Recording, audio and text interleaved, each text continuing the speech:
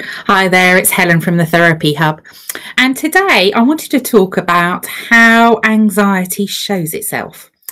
So, I know that I talk about anxiety a lot. Obviously, I'm an anxiety specialist, so that's my field. That's my area that I focus on. And I actually find that a lot of things that people come to me with are based in anxiety. So that's why I thought that I'd have a little chat with you today about how anxiety actually shows itself. And it might be that you're thinking, well, I've got a whole heap of things going on for me right now, and I'm not sure what's what. So it's interesting to have a little chat about what sort of symptoms, what things might be going on for you right now, and how you might be feeling.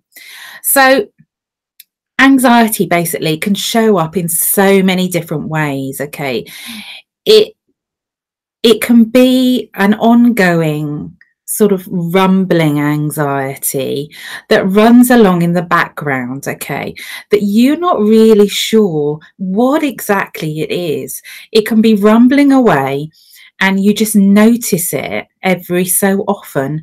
Every so often, there might be a little peak in that anxiety, and you're thinking, what is this? What is this stuff going on? And it's sort of just there all the time. You're feeling a little bit nervy.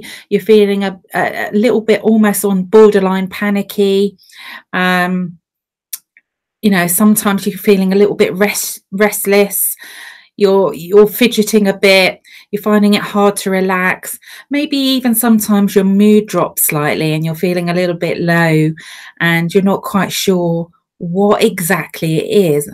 And it might not be until you get a big peak in that anxiety, that rumbling sort of continuous anxiety, that you actually realize what it is and you decide that you might need to do something about it.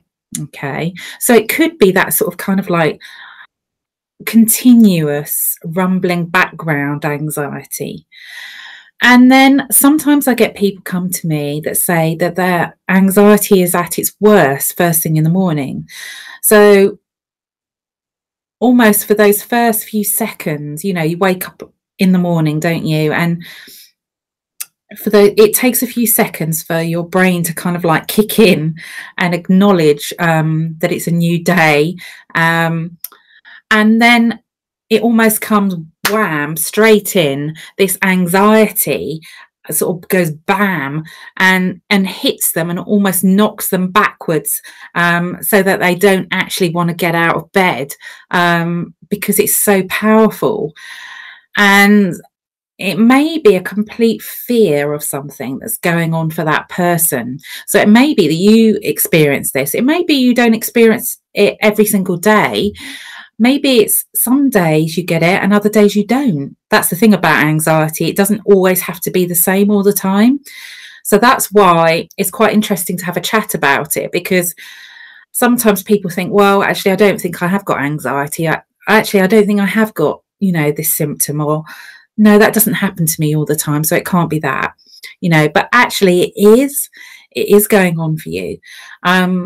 So sometimes it can be a specific thing. It can be something that is at the back of people's minds that keeps hitting them wham bam in the morning and knocks them back. And they're thinking, do I really want to come and get out of bed? Do I really want to deal with this today? And it sets off this wheel of motion of like fear and panic. And with that fear and panic, you get these sensations in your body, because your body is trying to tell you something, okay? It's trying to tell you that something is going on for you, okay? So this type of anxiety is going on for you, and you don't quite know what to deal with it. And you might be starting to feel pains in your stomach. You might be getting a really heavy feeling in your chest. You might be feeling shaky, you might be feeling nervous, you might be feeling like you can't breathe and you're gasping sort of for breath all the time. You might be getting heart palpitations, okay, because you're starting to go almost into a full-blown panic attack.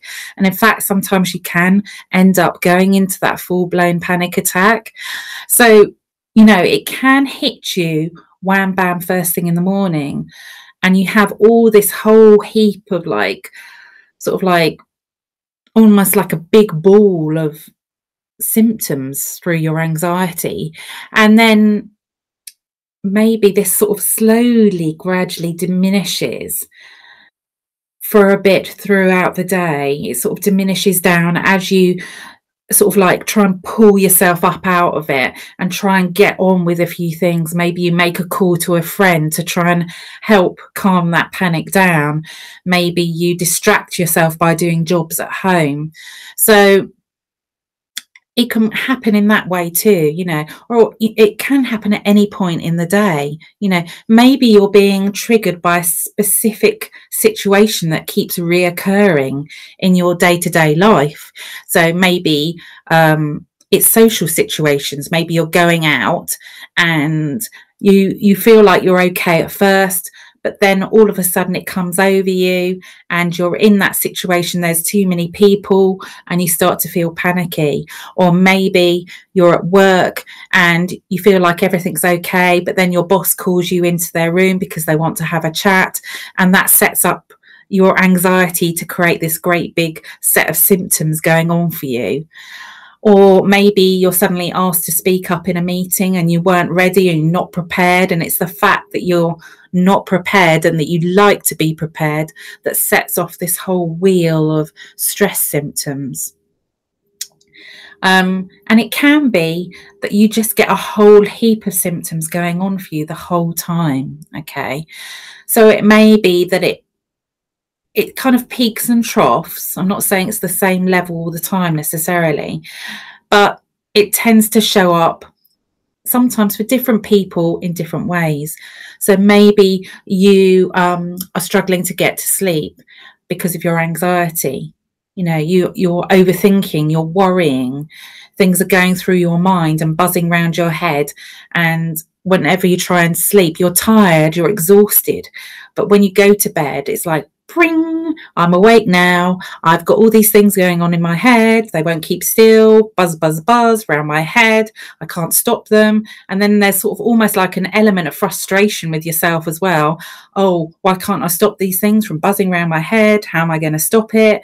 And the more you like think about it, the more it kind of like enlivens the thoughts almost in your head, and the more you can't get to sleep, then it kind of like goes around in this cyclical circle of symptoms and feelings and thoughts all going around, buzzing, and then maybe you finally get off to sleep because you're just so exhausted. But then suddenly, pring, at 2 a.m, you're awake again, and the same process is happening again, and you're thinking, well, why am I waking up? Why are these thoughts suddenly springing into my brain? You know, why am I worrying about this right now when I need to get to sleep? So you can end up with having that sort of symptom, and then in the morning, of course, you're feeling exhausted, which makes it all the harder to cope with the anxiety, the symptoms the next day, because you're already exhausted. So you can again end up going round in this sort of cycle of symptoms, of reactions in stress and symptoms from stress, and it's going like this, forwards back, and you get so caught up in that and so weighed down by it, and you can end up just feeling like, well, you can't settle to anything. You know, your focus goes, you can't concentrate on anything. You know, you can't read a book, you can't focus on your work. You can't focus on a computer screen, for example, if that's what you're doing mainly in your job. You can't focus on all the tasks you've got to get done. You can't focus when you're at home. You struggle to concentrate when you're reading with your child, or you can't concentrate on a film. So it becomes quite difficult, actually, in a way, to find a way of relaxation, because you can't actually settle to anything. So then that becomes a difficulty. And then sometimes you end up getting these other symptoms that seem to pop up in your body, you know, this rash that you suddenly appears in your body, somewhere on your body. And as far as you can tell, there's no reason behind this rash. You just suddenly develop this rash, or you suddenly start developing allergies, and you find yourself sneezing all the time, or you can't eat this and you can't do that.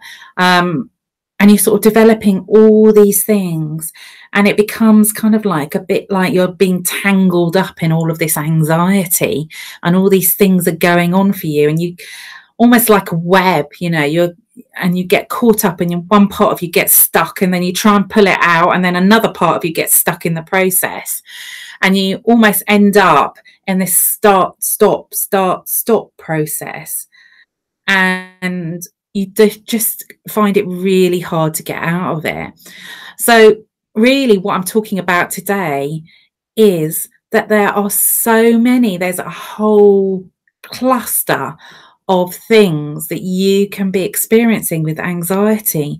And I understand that it's really difficult to sort of like even lift your head up sometimes and look out at the world and think, gosh, I can do this, you know, I can take steps forward to start changing things. I can see some positivity around me.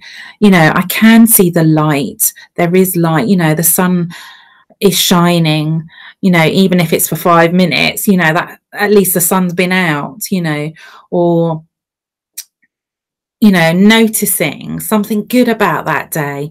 Oh, for 5 minutes today, I felt good, you know. Oh, I managed to go to the shop today and buy a few things, and it didn't feel too bad. You know, noticing all those tiny things. And sometimes it can be really tricky to even do that. And I do understand, and I know how hard it is for people. But what I'm saying is, even though you might be suffering from all of these symptoms that are going on with this anxiety, there is light at the end of the tunnel. You can get somewhere, okay? You can start doing things to help yourself. It is possible, okay? I've already talked on my previous video about changing can't to can, and how to take steps forward to help yourself. So if you are struggling, you've missed that video, do have a look on my Facebook page or catch up with it on YouTube, because it's quite a useful one, and it gives you practical steps about how you can help gradually, step by step, helping yourself. Or do try and listen to one of my downloads. They're free, so you're not paying anything for it. I know you've got to put your name in, and you've just got to put your email address in. Okay, I'm not going to bombard you with a load of, I don't know, emails constantly. I would be sending you emails, just giving you advice and tips, and maybe connecting you up to one of my blogs so you can read a bit more about stuff. And occasionally I'm offering you things that you can buy, like coming to see me for some sessions, or something that I might be offering online that you can get. But they're all things that can help you. So I know it's sort of like, oh, I don't really want to give my email address away, but it is really important, and it's really useful for you. It will help you, as you're going to be getting tips and techniques to help you to move forward. And just know that you've got somebody there to support you, who understands how you're feeling, who understands that you might have all these symptoms of anxiety going on for you. Okay, I'm here to understand. I'm here to listen. I'm here to talk to people without judgment. Okay, I know you've got all this stuff going on, whatever aspects of symptoms of anxiety you've got going on, however it's showing itself up for you right now. I do know that it is difficult. Okay, I do know it's hard to take those steps forward, and it can feel like it's trudging, like you're trudging through deep mud or wading through murky water, and it's really tough. Okay, but that's why I'm here. That's why I keep talking to you about taking action, and I want you to feel that you can get somewhere, you can do something, and you can move forward. Okay, I'll speak to you again soon. Take care. Bye bye.